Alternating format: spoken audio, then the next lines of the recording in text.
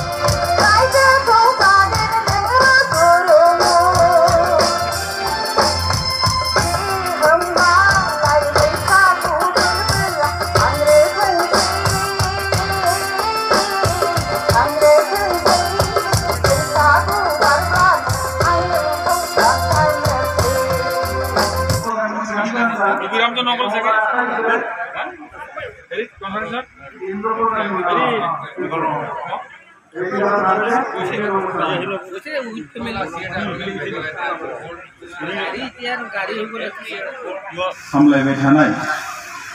मानिजाथाव आफादगिरि नरेन चन्द्र बसुमतारी SCS बेयाव दिनै 6थि खेब रंजालि बैसागु खुंनाय जाबाय आरो बे खुंनायनि ओंथिया बेनो जे बे डिमापुर बादि ओनसोलाव जोंनि बर'नि जिथु राव हारिमुखौ सिनायथि होनाय आरो जोंनि जिथु बैसागु बेखौ गोजोनथि खालामनायनि मोनसे बे नाजाथाय बे नाजाथायखौ लाखिबाय थानायखाय आं बे दैदेनगिरि बे बानजायगिरि आफादनिसिम आंनिफ्राय रोजा रोजा साबायखरखौ आं बावबाय दा बिहु बादिले तारमाने आमार बर'সকলৰ जितु संस्कृति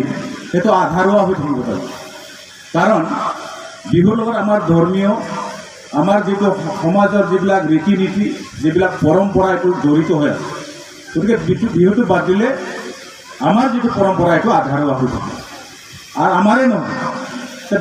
অসমতকৈ বিহু অসমীয়াতকৈ বিহু বড়োতকৈ বৈশাগু ডিমাচুত বৈশে বুলি কয় নেকি আৰু ত্ৰিপুৰাত বিশু বুলি কয় বাসু বুলি কয় হাজংবিলাকে এই একেটা বস্তুৱে অসমৰ নেকি যিমান নেকি অসম নহয় উত্তৰ পূৰ্বাঞ্চলৰ যিমান খিলঞ্জীয়া জনগোষ্ঠী আছে কিবা নহয় কিবা নাম দি পেলাই সেই বিহু উৎসৱটো পালন কৰে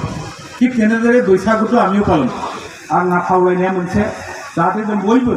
गोथार मोनसे गोसो लानानै जोङो इयुन जोलैनि थाखाय गोजोन मोनसे गोथार आरो गोजोन मोनसे समाज दालांनो हायो बेनि थाखाय आं बयखौबो खामानि मावनो आवगायबोनो खावलायदों आरो जोबनायाव बे बैसागो बोथोरनि बयनिसिमबो गाहाम हामलायनाय बावहरनानै आंनि सुंद' बिबुंथिखौ फोजोबनायजों लोगोसे दिनैनि जिथु गेवलांदों बेखौबो बेखेवबाय होननानै आं फोसावबाय गोजोन्थों। United Borough People's Organizationनि मानगोनां आफादगिरि मनरन्जन बसुमतारी बिथांखौ आं साबायखर बावबाय।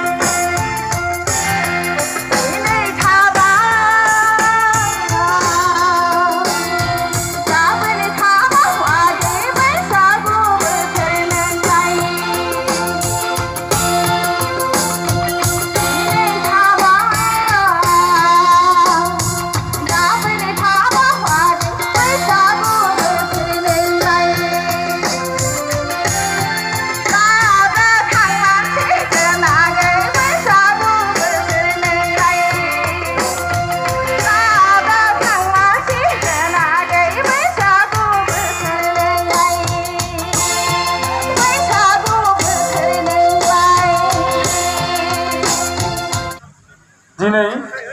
डिमापुराव जे बर'फोरा ज' जानानै हादोर नांजाब एबा रायजो नांजाब हाबाफारिजों बानजायनो हादों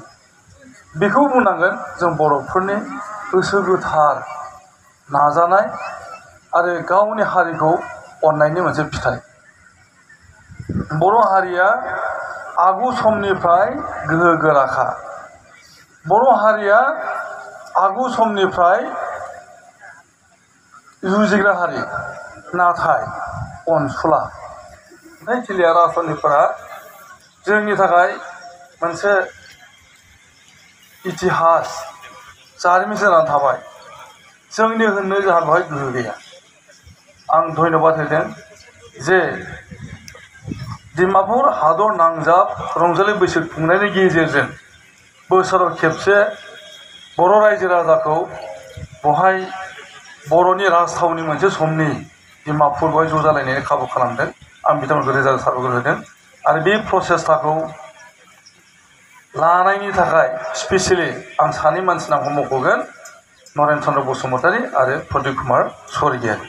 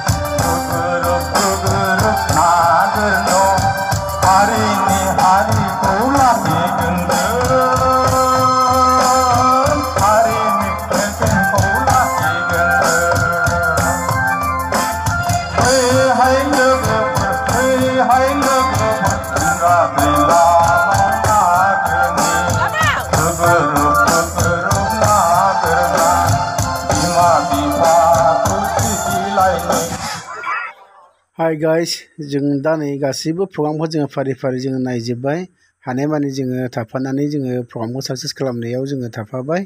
दा जोङो थांफिननोसै जोङो गोदान लामा थांनांगौ बेनिखायनो जोङो जोबजासिम जों थानो हानाय नंला दा जोङो आवगायलांनो सानबाय जों थांफिननोसै